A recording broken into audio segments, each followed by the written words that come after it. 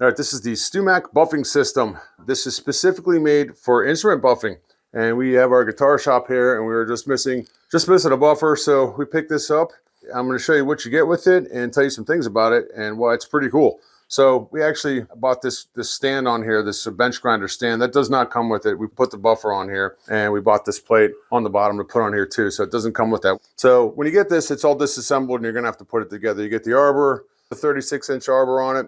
You get 4 buffing wheels, 14-inch buffing wheels. You get 2 for medium compounds and 2 for fine compounds, which is pretty cool. See, they fit on there pretty good, spin freely.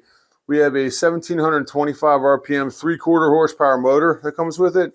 You got the switch on here, and the machine itself runs at 715 RPMs. It's kind of a slower speed. It's something that you want for instruments so that you don't burn the finish off. All right, let's fire this thing up, and then we'll show you what else you get with this. As you can see, it just runs at a nice, steady 715 RPMs, so you don't burn through it. So when you get this, you get a rake with it that kind of conditions it and gets the wheel ready for the buffing compound, especially when they're brand new.